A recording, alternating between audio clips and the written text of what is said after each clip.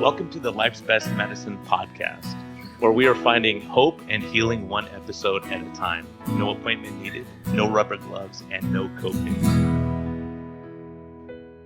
Just a healthy dose of life lessons to help equip you for this wild journey we call life.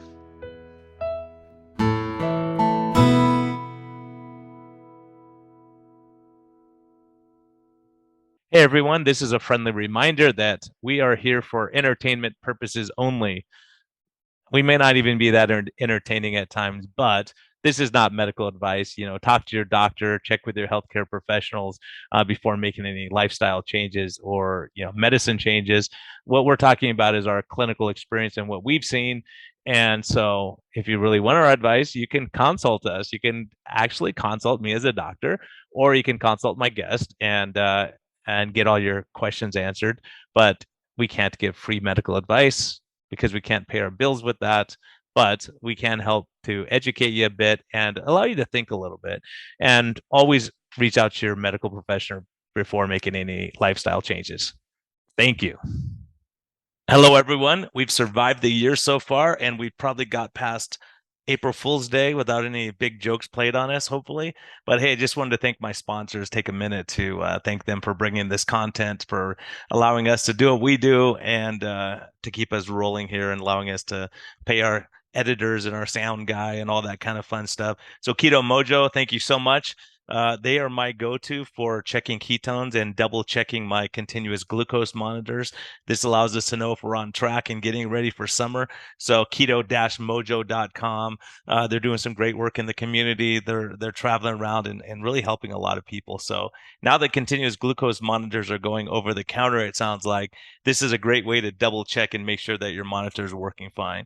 And also, of course, health code GetHealth, GETHLTH.com.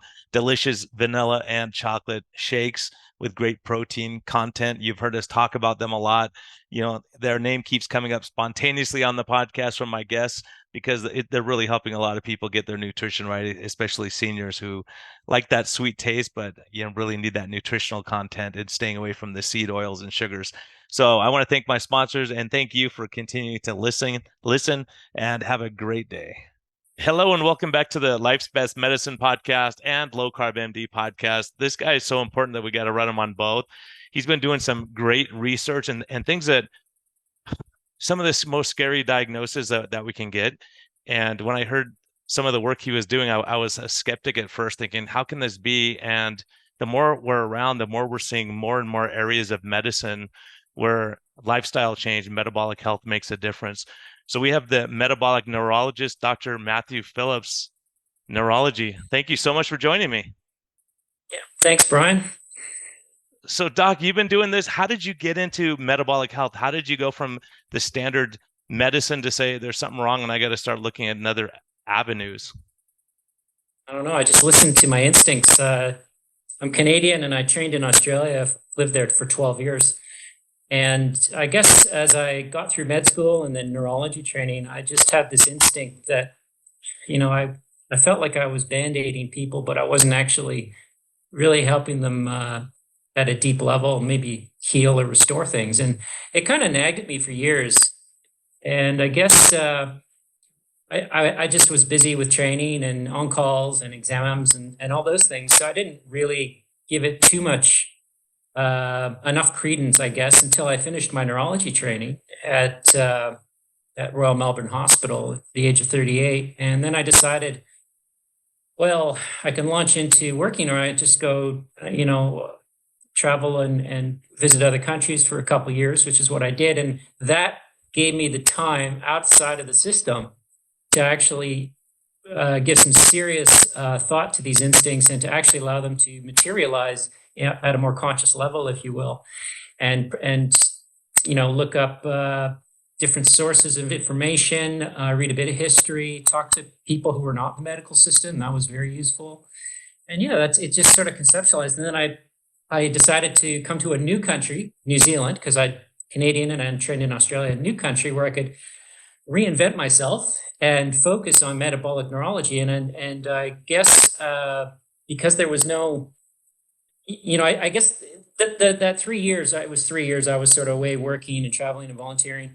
it became almost like a fellowship in metabolic neurology for me because there was no such fellowship. So I decided I wanted to put all this knowledge to practice, and in a new country, New Zealand, and Waikato Hospital was advantageous for many reasons for that.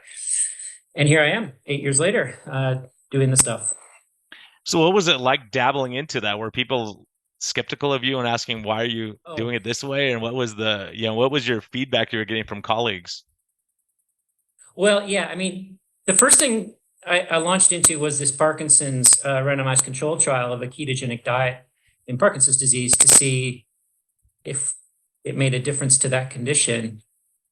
So when I decided to do that, it was about 6 months into my year here, and I'd only signed a 1-year contract. My colleagues were probably overall supportive, but I think part of the reason they were supportive is they wanted me to stay. And I guess my clinical neurology was pretty good or whatever. And I had a lot of enthusiasm for things in general. So they wanted me to stay. So they knew that they'd had to help me with this trial because it was so important to me to do this.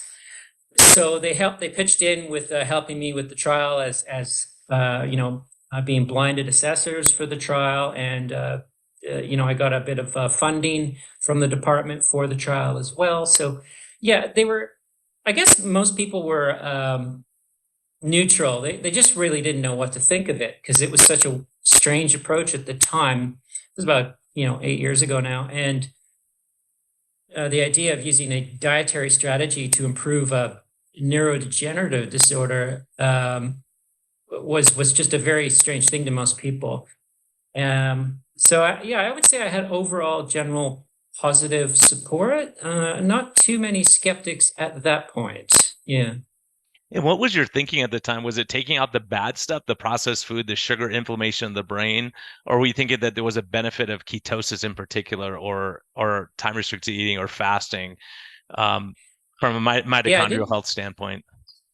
I didn't know that much at that time. I was fairly new to the ketogenic diet. I'd been doing it myself for maybe 6 months at that time, and some fasting as well. Both of those things were quite new to me. So I was mostly interested in seeing if, treating Parkinson's as a metabolic disorder. I wasn't really into the whole, hadn't really zoned in on the mitochondria that much at that point in time. I knew they were involved. But what I wanted to do was see if I could alter the metabolic state of these people, and if that made a difference by switching up their fuel source. Maybe the ketones themselves would provide a major benefit. I think now that the ketones are only the tip of the iceberg, and it's a part of what a metabolic therapy does is elevate ketones and provide a superior fuel that also produces fewer free radicals. That's important, but I think there's so much more to it now. But at the time, I was just interested in getting them off the processed carbs and getting them into ketosis. I didn't really think about introducing fasting at that point to those in that study because at that point I was more focused on the ketogenic diet. I thought it was the thing to do, and now I've changed my ideas a bit, and not changed them, but I place greater emphasis now on the fasting than the ketogenic diet, although I still think both are important. Yeah, and that's an interesting. I have an interesting case study of someone who you really impacted their life because there was a patient here in Arizona who had advanced Parkinson's and dementia, and he did a ketogenic diet, and he's now playing catch with his granddaughter. A person that was bent over at 90 degrees, drooling basically, and now he's starting to remember things. And he had expressive aphasia, and his wife found you on the internet, and that's part of the reason I reached out to you. What a dramatic improvement to see that impact. And the big thing that was interesting because of his mental functioning, I was thinking if we could get this guy into ketosis, then maybe his brain can run on ketones and his memory gets a little better, things like that. But his wife was very averse to doing like a short-term 36-hour fast because she was afraid of weight loss, and I'm sure that's one of the concerns that comes along with what you're doing. Yeah, and that was an initial concern of mine, and certainly with it was a factor as into why I didn't actually introduce a fasting regimen into the Parkinson's trial or the Alzheimer's randomized crossover trial that we did a couple years later. And it has been a big concern in the current trial that has been going on for almost 3 years now in glioblastoma, terrible kind of brain cancer, because that is the metabolic therapy program we're using for those guys is mostly a fasting protocol. And of course, whenever you talk about weight loss in advanced cancer, it makes many doctors, people in general, very nervous. However, it has actually been very good. There has been weight loss in that trial. It is intentional, and I'm thinking it is highly beneficial. And we can talk about that more later if you want. But yeah, that's that one. And then there was a recent study we did in a guy with ALS, which is amyotrophic lateral sclerosis, the most common form of motor neuron disease, also a super tough condition to have.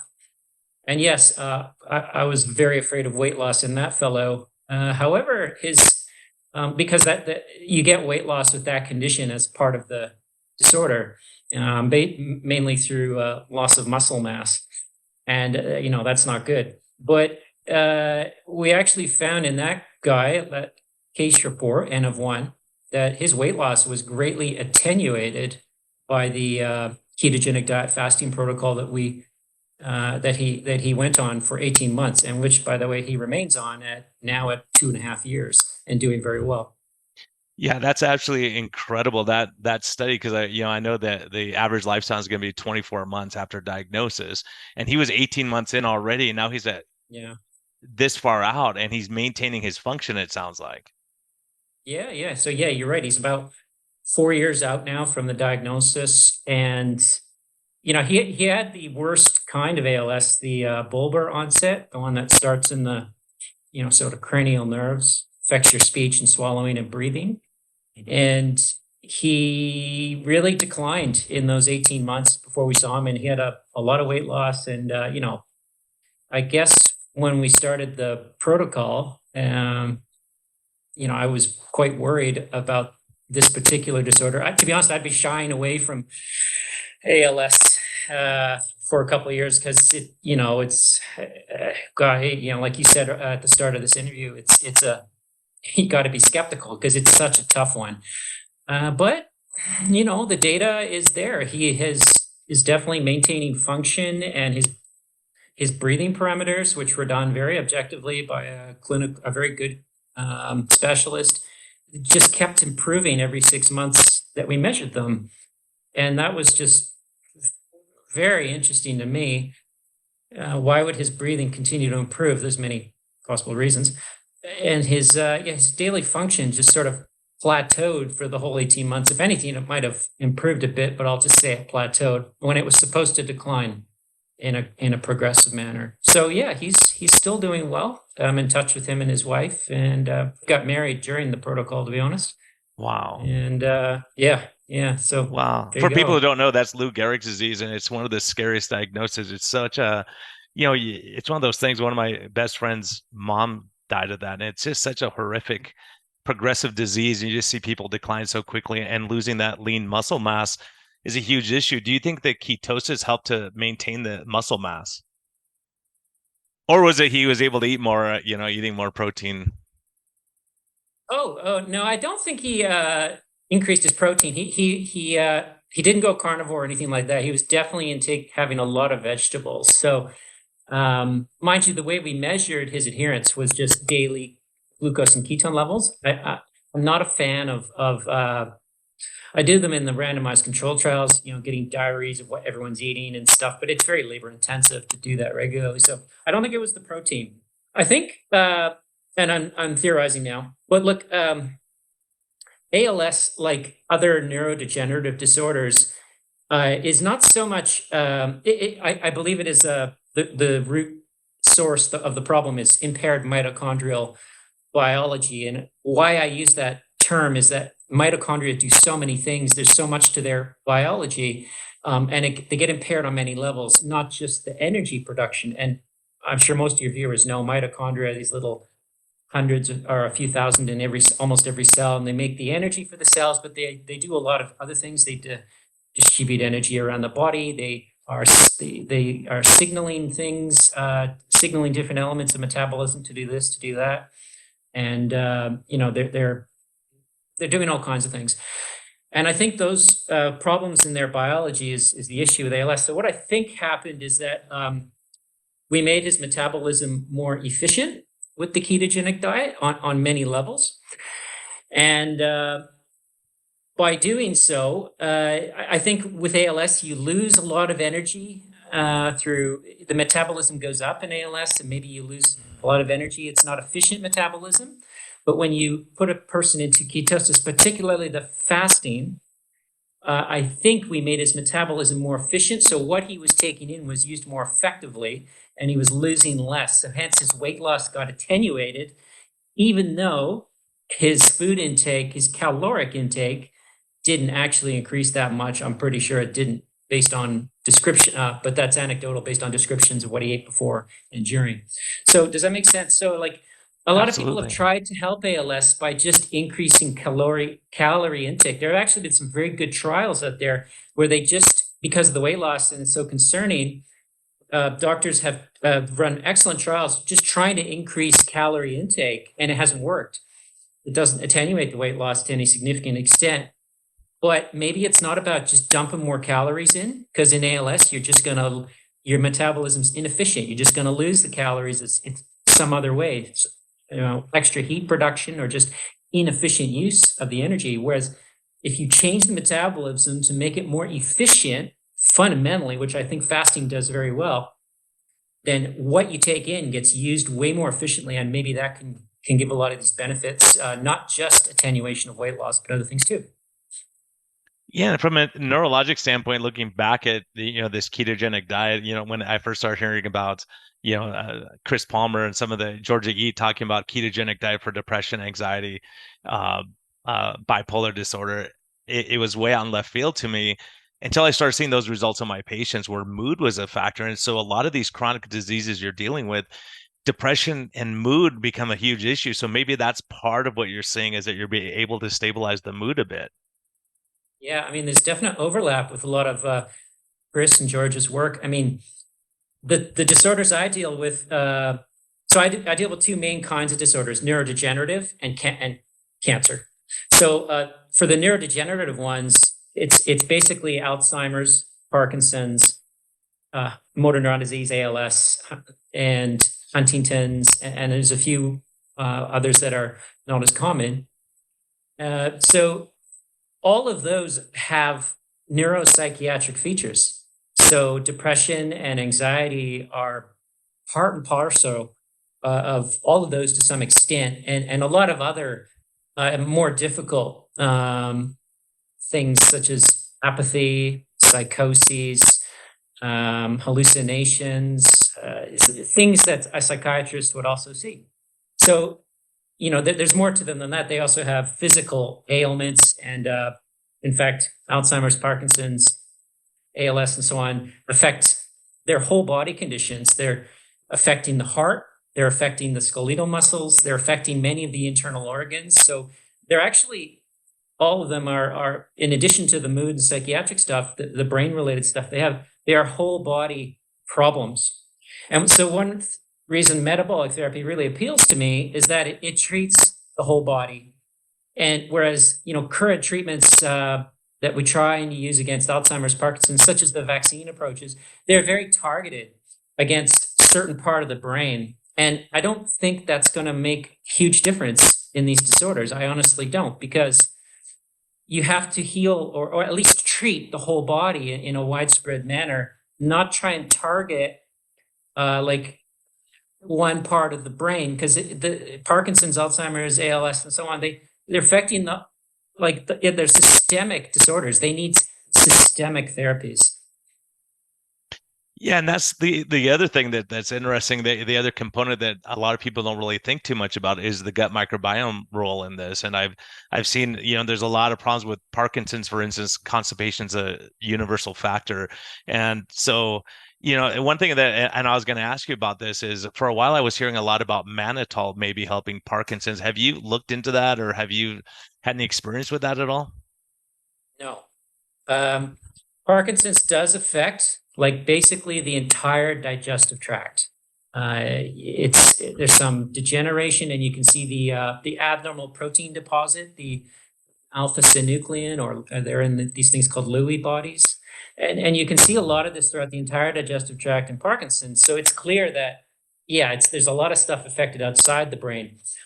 The microbiota is altered too. So the bacteria and viruses in the gut, are friends, most of them. But it's still unclear whether the microbiota are a trigger for the gut problem, like the changes in the digestive tract, or are they victims of the underlying process too? And as usual, when you ask a question like that, the answer is often a bit of both, but I'm not sure. But clearly, if the microbiota is altered, the bacteria in your gut, then again, some kind of fasting dietary strategy makes a whole lot of sense. With respect to mannitol, I'm a big fan of the orchestra type therapies that change the body on many levels. And mannitol's just not going to do that, to my conceptualization anyways. And there are many things I think you could use to potentially augment a metabolic therapy. Many different kinds of medications and supplements, potentially some supplements. But there's a number of things you could use to maybe augment metabolic therapy. But to me, the real workhorse, when you're applying these things to the neurodegenerative disorders of cancer, really has got to be something that changes the body on many levels, like an orchestra. And so the fasting and keto diets appeal to me for that reason. Yeah, it's on so many levels that, like you're saying, you're decreasing inflammation, you're resting the mitochondria, you're doing so many other factors, decreasing the free radicals, and maybe healing the gut too on the way. So it's just it's such a big topic that we have so many different areas we can look at and see we're benefiting, but why exactly are we benefiting?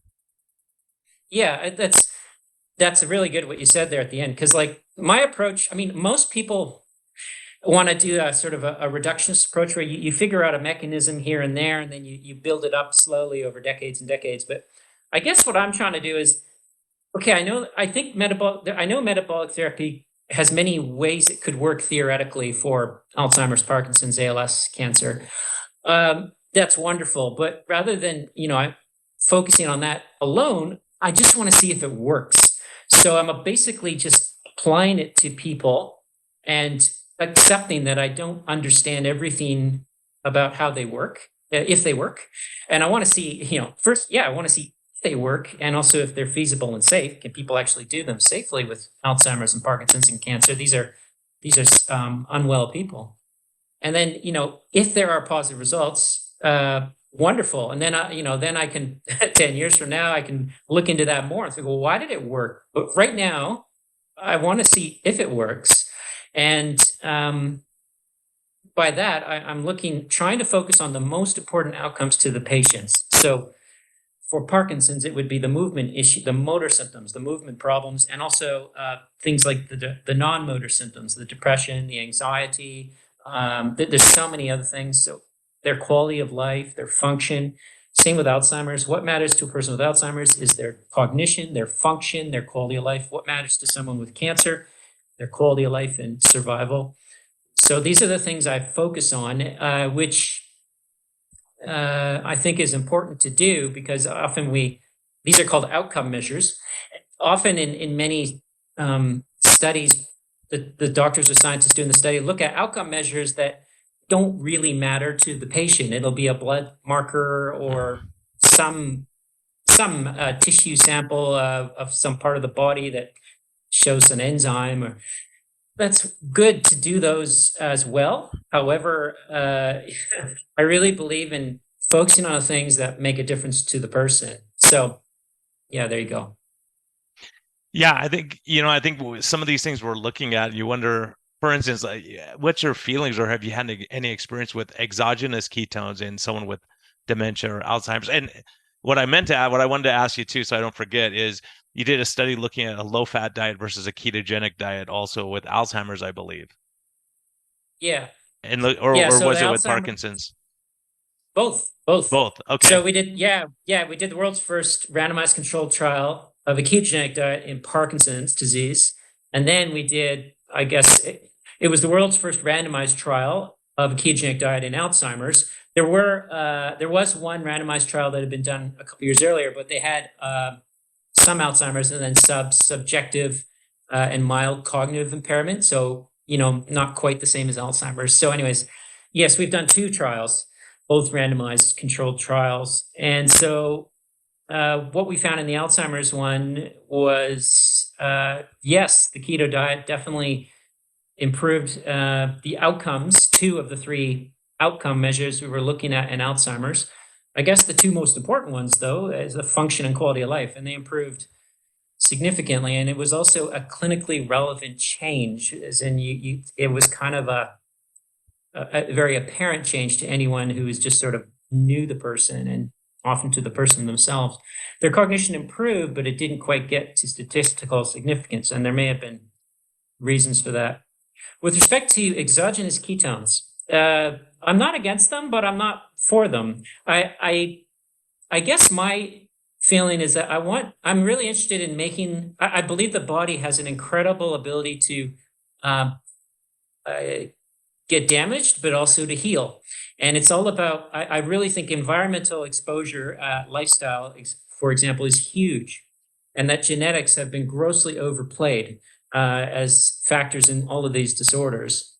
So genetics are a big factor in a very small number of Parkinson's, Alzheimer's, cancers, 5 to 10% maybe, but most of them are known as sporadic, and they're not. It's not a genetic thing. So I'm interested in getting the body to heal itself, and that includes the production of endogenous ketones from the body. If you put in exogenous ketones, you can bump up the ketones a little bit, but I worry, and I have done a lot of work with exogenous ketones on myself, not with patients, although I have the occasional patient that wants to do it, but not in the trials. I worry that if you are putting in, it's like if you're giving someone steroids, their own steroid production by the body is going to go down, right? So because the body becomes dependent on this exogenous steroid. Same with the ketones. I worry that the body will produce less of its own, and it'll somehow harm the ketogenic state produced by the body if we dump in lots of exogenous ketones. So I'm not a fan on that level. Also, they don't taste very nice in general, and they can have side effects themselves. And so no matter how you take them through MCT oil or the ketones directly. So I think I'm neutral, but I would probably be leaning towards not a fan of exogenous ketones. That being said, I'm not against them. Yeah, I would agree. My experience is I've very limited experience, but I have a guy with a glycogen storage disease. So what basically his problem was, his neurologist had him on huge doses of sugar so that he could run on sugar whenever he exercised, whenever he did activities. But he was pre-diabetic, almost diabetic, triglycerides through the roof, and his insulin was like 58, and he was getting hypoglycemic continually. So I said, well, we tried, and it was frustrating because he would do well, and then he would just say, forget it, and he'd eat a cookie or a donut because he was about to die from hypoglycemia. Anyways, over time, we try. I go, let's try exogenous ketones. I did research, and there was no data showing it benefit. Probably because his insulin was so high. Now once we got his insulin, he hasn't had hypoglycemia for 3 years now. On a Wonderful. ketogenic low carb diet, because his body is more efficient, can run on his fat stores. But yeah, I would agree. Yeah. I don't see the benefit of the exogenous ketones in these states. I was hoping Alzheimer's would be one, or Parkinson's, where the brain could run on that energy source better, but it doesn't sound like that's the case. The endogenous may be better, the ones our body makes. I think, it's like anything, like probably for some people it would help more than others. And so I bet you there's certainly some people out there that take exogenous ketones and get a benefit, a clinical benefit. But when we do trials, there's like, if you look at 30 people doing the same intervention, like a fasting keto diet protocol, exogenous ketones, whatever, there's always going to be, a few that benefit a lot and a few that didn't benefit much. And what you really care about is the average. That's really the power of those things, because you can always have a wonderful result if you pick the best person out of the 30. But it's nice to know how something helps everyone. And that's why the randomized trials are so important. Case reports are good, but the trials are so much more important because they show the average of how everybody did. And yeah, that's really good that your patient experienced that. I mean, it makes theoretical sense that he'd get that benefit. And yeah, you've put it into practice. So well done, both of you. Yeah, his insulin was getting in the way. That was causing the problem. He couldn't get to either Yeah. fuel source, right? And if Alzheimer's, and one thing that's interesting, Hal Cranmer, who runs some senior facilities here in Arizona, he a year and a half ago, he said, Brian, you're not going to believe, but all my patients who come in with dementia or Parkinson's, they eat sugar like crazy. He said they'll put 6 packets of sugar in their coffee, or they'll everything that's sugar Yeah. they want to eat, and you wonder if that's they're trying to their body's trying to get sugar to their brain to get some function back. Yeah, you're probably correct. I mean, it's definitely well known that people with Parkinson's, Alzheimer's, as the condition develops, they get more and more of a sweet tooth.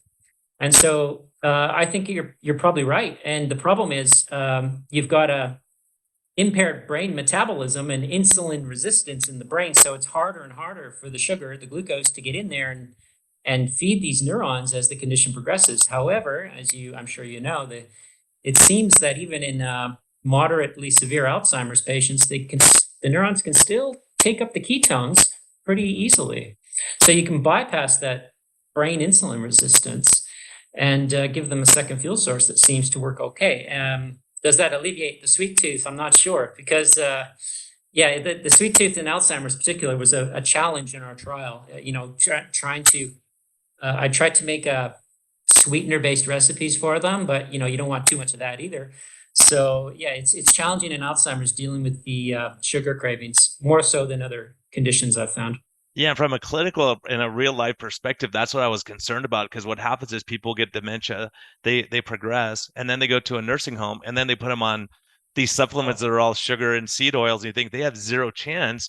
And if they did something, my Life's Best Medicine is sponsored by Health Code, and so they sent Health Code over to this to help with some of these seniors who had dementia, and they were showing benefit. I mean, clinical benefit of people being able to recognize their family again, things like that, because they have that sweet tooth and they wanted something sweet. So maybe we make some high protein shakes or high fat shakes for these seniors who are struggling with Parkinson's and dementia when they're in a facility, because they're going to crave the sweet, and that's the problem.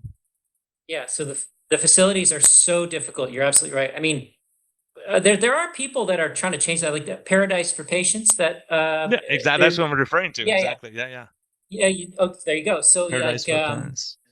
yeah, yes. Or is it for parents or Yeah, for patients? I parents. Yeah, don't. yeah. I always get it screwed Parents. up too. Sorry. Sorry, Yeah. Hal. Yeah, I mean, I've seen some really wonderful things coming out of that facility, and it doesn't seem like the interventions are that difficult to implement as long as you just have the will on the part of the facility. Yeah, and the family and the patients, and trying to Of say, hey, course, let's do what yeah. we can, and whether red light therapy helps and different things like that, sauna maybe. So it's great that we're at least doing something and not saying you're going to stare at the wall until you die, basically.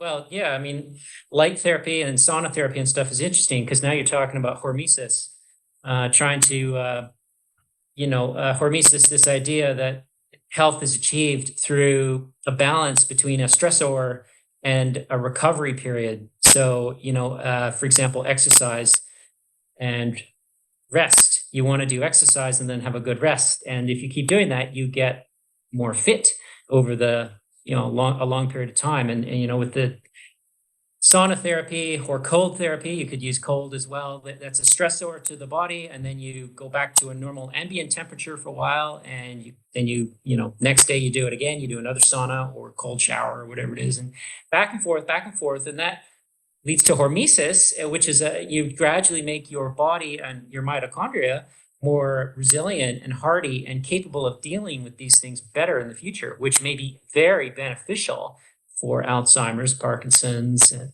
other similar disorders. And maybe even giving people the energy so that they can participate in activities and go for walks and get outside more, Yeah. because when you have no energy, you just you can't function at all. Yeah, you get greater returns as you do it, I think. And it's not just physical, it's also cognitive, right? So you could do, that's why cognitive stimulation is so good. So getting people with dementia, for example, to play board games, even like chess and mahjong and all these things, that has been shown in good trials to improve things. But also you got to balance it out with a good rest phase from the cognitive stimulation. So good sleep, good recovery protocol. I like these things called non-sleep deep rest protocols that really dampen down chronic stress and help people recover.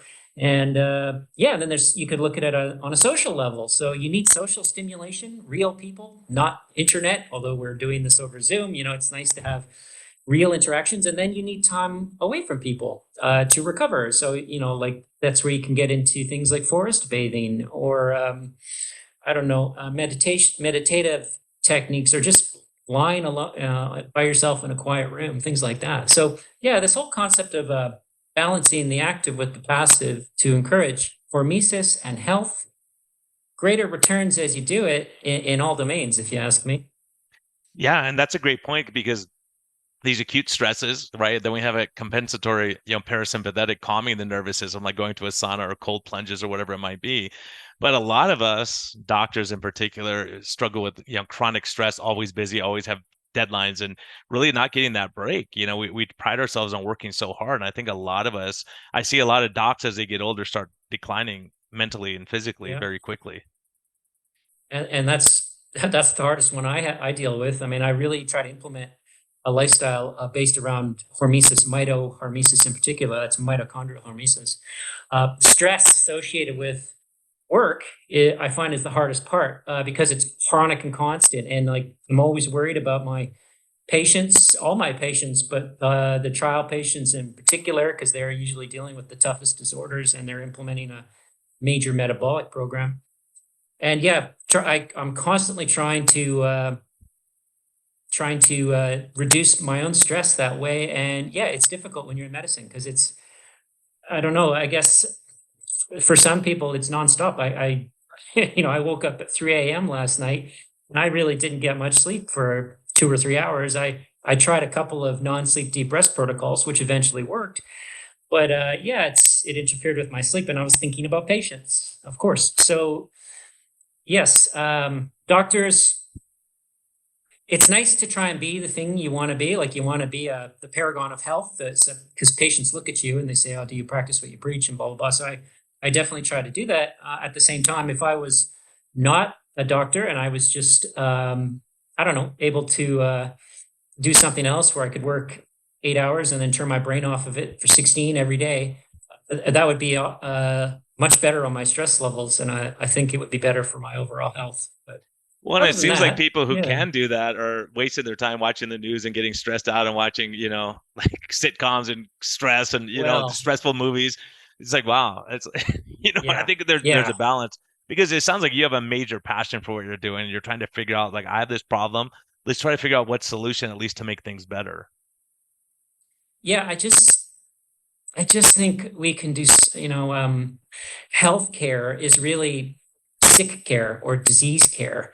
And I think we can do so much better if we don't focus on trying to target and stamp out disease, but rather focus on restoring health. And if you restore health, then obviously, logically, any disease is going to improve at the same time. So I think we can do so much better if we're just the human condition, humanity in general, by turning the focus away from our drug-based treatments, still use them, but make the main game emphasis on health. And fasting keto diets, I think, are two of the biggest workhorses, but by no means are they the only thing, right? So you can get into proper exercise protocols, proper social interactions, how to have a healthy social interaction. That's actually something that a lot of the younger generation does not know how to do because of the way that the era they've grown up in. How to have a proper sleep, how to have a proper recovery protocol to dampen your sympathetic nervous system and improve your parasympathetics, how to utilize hot or cold therapy properly, how to ensure you get the right balance of sunlight and dark, and how to, I don't know, how you even make decisions. Rather than playing it safe all the time, you should make some risky decisions. You should not make risky decisions all the time, but sometimes that's a very good thing. When you make a risky decision and you're waiting to see how it pans out, your body undergoes a lot of good changes. And particularly increased dopamine, which might be useful in Parkinson's. So yeah, there's all these things I think we could address as healthcare providers, which I know you addressed in your clinics, and other people are too. But in mainstream medicine, we still call it mainstream medicine for a reason, because we're basically training medical students to become prescribers, if they become GPs and physicians, prescribers of medications. And I think we can do much better. Yeah, I think that's part of the problem as I see it too. I was so frustrated for years because diabetes was a chronic progressive disease. You just keep adding meds and you don't do anything about it. And then with Alzheimer's disease, they go, we're going to slow the progression down. They're going to decline, but we're going to slow it down a bit with this medicine. It's like, well, how do I know that it's really making a difference for that individual patient? When I see them getting worse every time they come, it's like, is this doing anything or not? Yeah, I mean, with the few medications we have for Alzheimer's, they're not very good. They generally, in most people, keep in mind, some people can't tolerate them because of side effects, but generally, they give you about 6 months of mild improvement or plateau. And the common expression is after 6 months, you're sort of back to where you started. So, you can use those. That's not going to be a bad thing. However, it's not a long-term solution in any way. And at the end of the day, it is still a Band-Aid therapy. So I guess my view is I like medications for short-term things. And I try to let my patients know outside of trials that let's use this medication for a few months or a year or maybe two. And then if we can do some other lifestyle-oriented changes, maybe we can reduce or even get off this and some of the other medications you're on.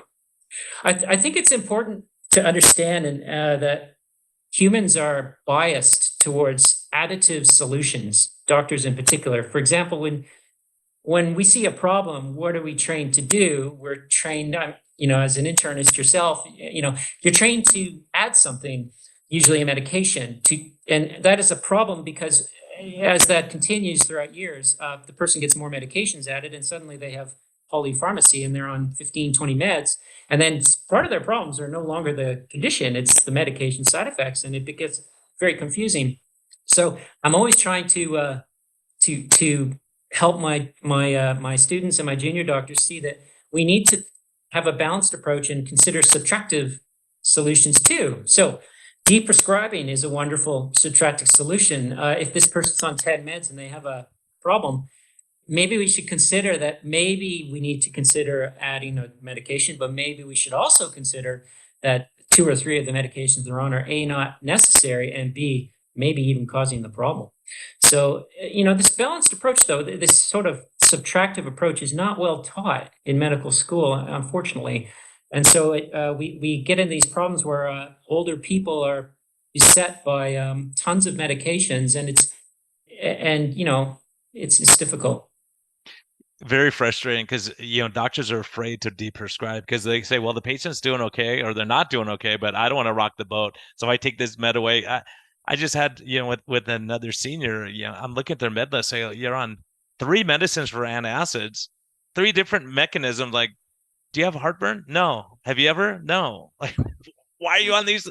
Let's get rid of these. And they haven't noticed any difference, and you wonder, like, how does that happen? Maybe they had heartburn one time and they just never took it off again.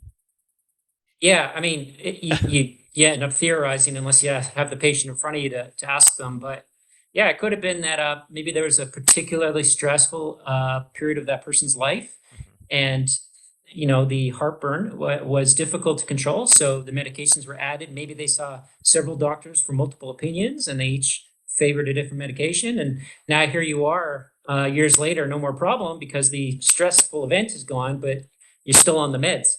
And doctors, as you say, are a bit afraid to deprescribe. So, one thing, I guess a lot of medical students are taught, and junior doctors too, I guess, and even us, to be safe, right? So you're afraid of making a mistake.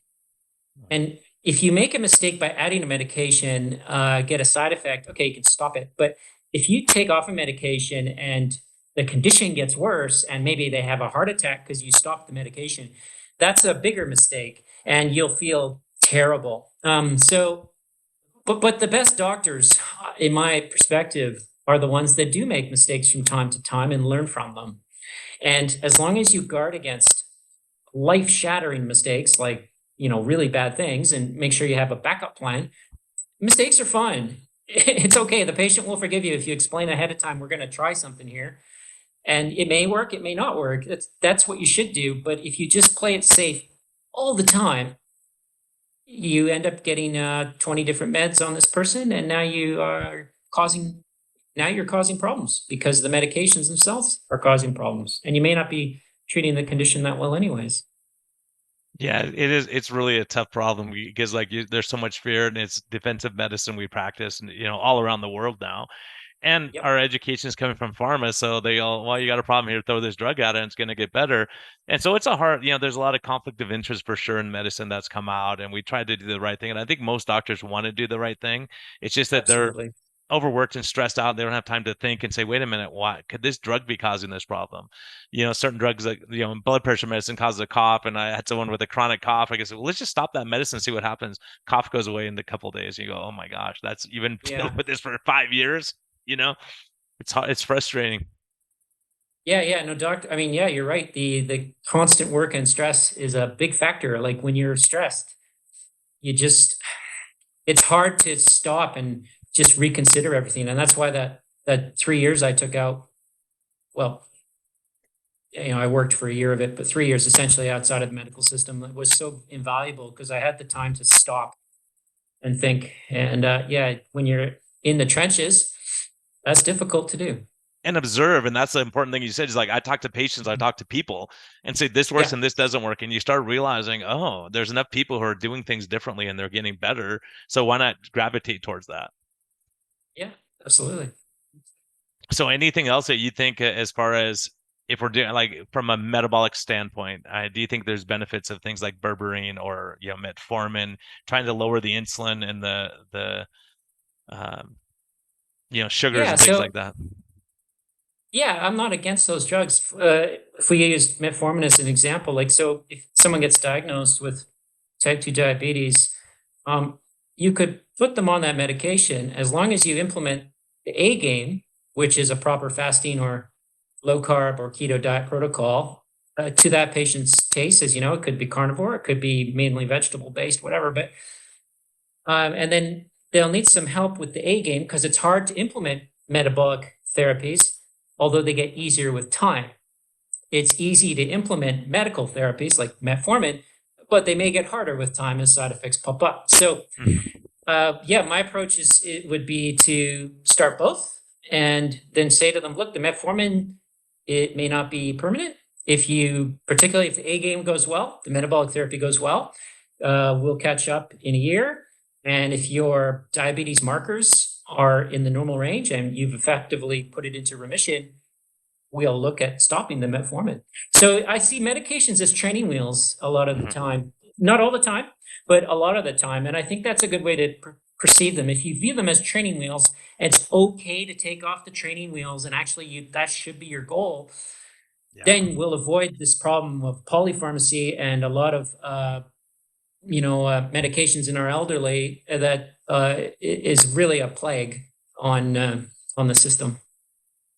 Yeah, it's just so important, all these aspects you're talking about. And the exciting thing for me is if we can reverse or improve these diseases, we can prevent them through lifestyle. Oh, 100%. Yeah. So I get asked about prevention all the time. And I say, yeah, well, logically, if you can stabilize or reverse, like, or improve a neurological disorder like Alzheimer's, Parkinson's, whatever, or cancer, then of course it makes logical sense that if you do the therapy that was utilized for that on a preventive basis, then it really your chances of getting that disorder should be at a minimum greatly diminished.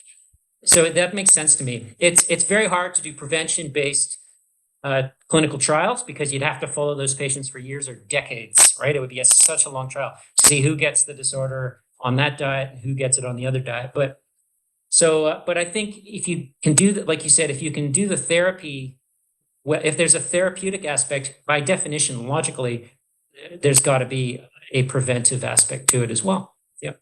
And in these bad diseases that you see, Do you see any common denominators that keep recurring, like life stress, like increased life stress their entire life, or obesity or diabetes? Or are there any certain trends you see that go, this type of person is more likely to get these kind of conditions? Poor metabolic health is a common factor, and that can manifest in several ways. Like obesity, some people get overweight or obese, but some people aren't able to do that. I see putting on fat as a protective response by the body. The better you can do that, it sort of is a way to keep the body going, getting the excess energy or glucose or whatever out of the way and into the fat cells. Some people can't do that very well, so they might be thin, but they might have abnormal diabetes markers. And then there's other factors. The metabolic syndrome, I guess, hypertension, so a lot of high blood pressure, cholesterol abnormalities, and as you probably know, I focus on triglycerides and HDL. Yes. I do not focus on the LDL so much, particularly people on a fasting or keto diet protocol. The LDL, I'm sure you're aware of the work by Nick Norowitz and a few others.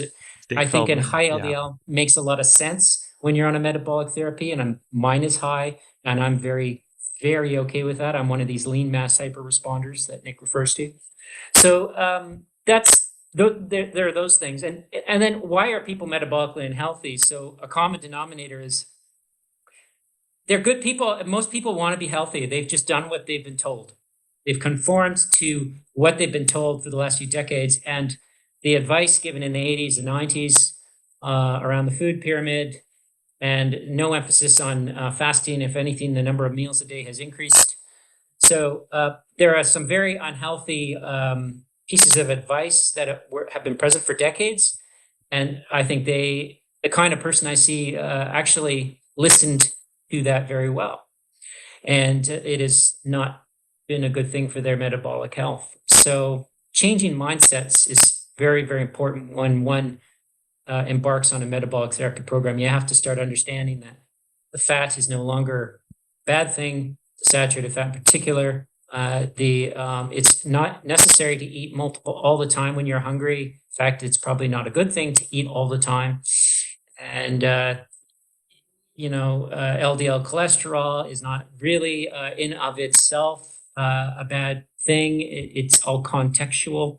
So I think there are many things that we have. I find a lot of things I have to address before I get someone on a metabolic therapy program is the psychological stuff first. Yeah, and look at the big picture too. When you have an 88-year-old with, that's cachectic and their LDL's high and they're throwing them on drugs to lower their cholesterol, you look at the data and you think that's not the right way to go, especially when they're having dementia and movement disorders.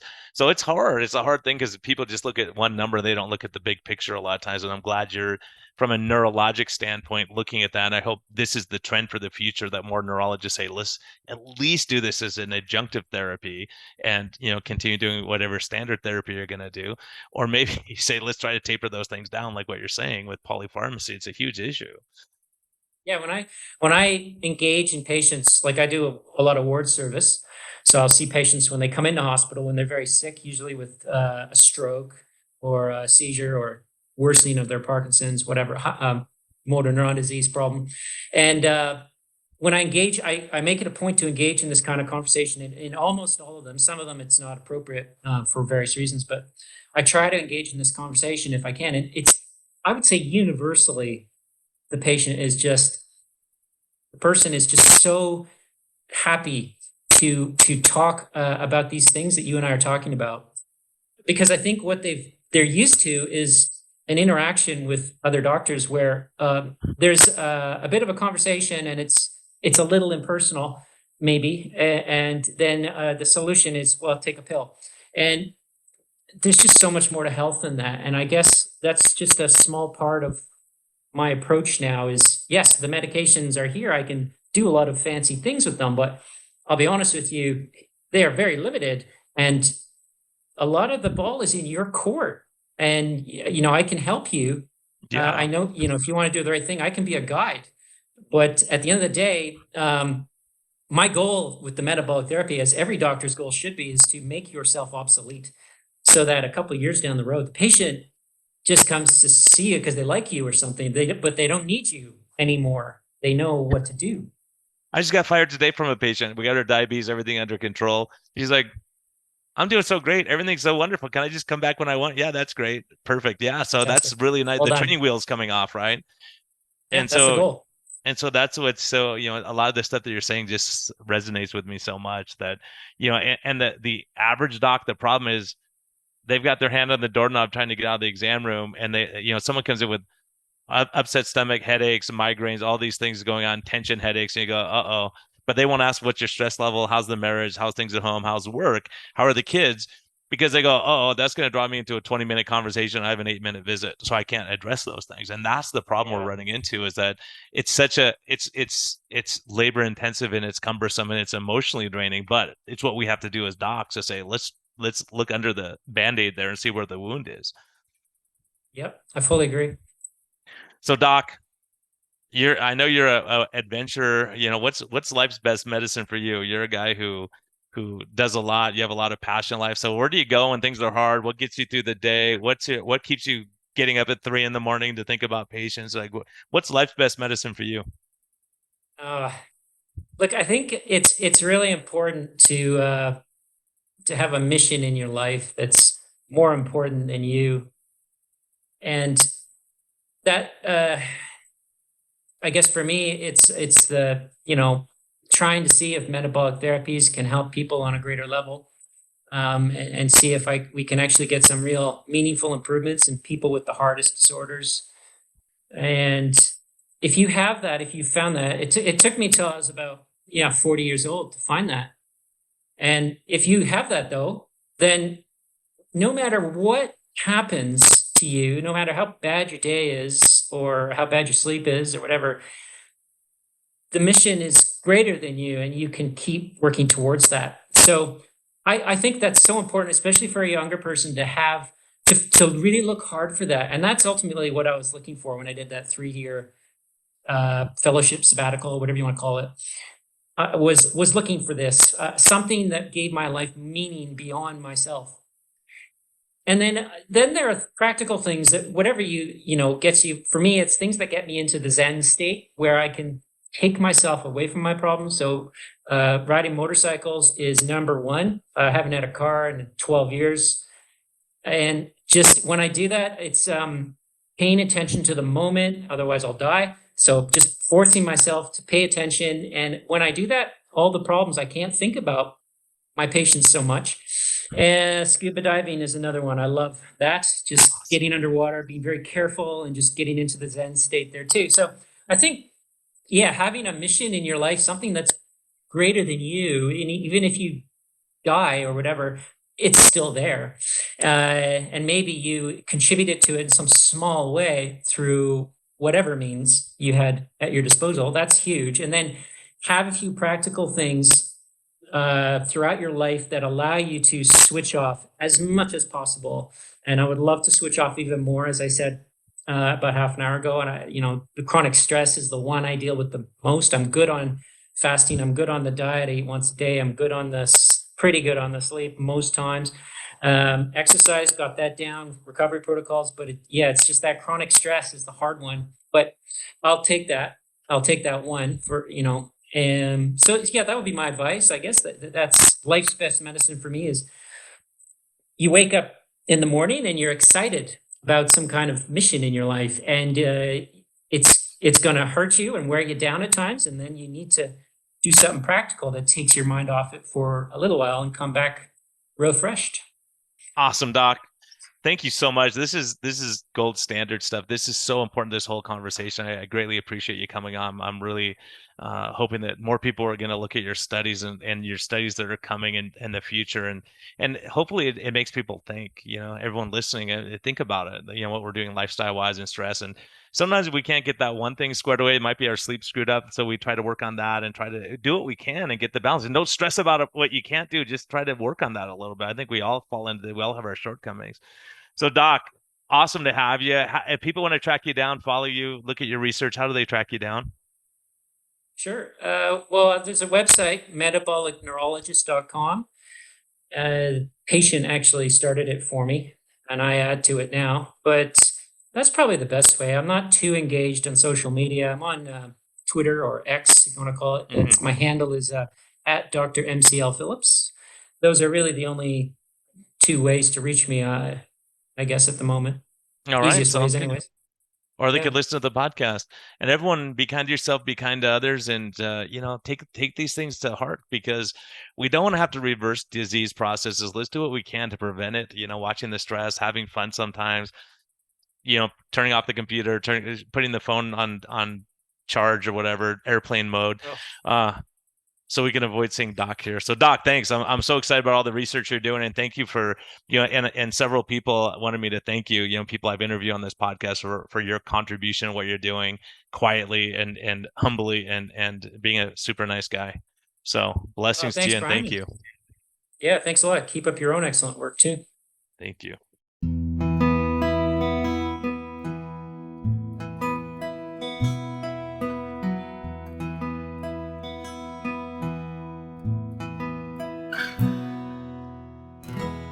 Thank you for listening to this episode. We greatly appreciate your support. We would greatly appreciate a positive thumbs up on all of the platforms like iTunes and Spotify or wherever you're listening. And we just thank you for our Patreon supporters. We greatly appreciate your help in getting this message out. We think there's a lot of important information.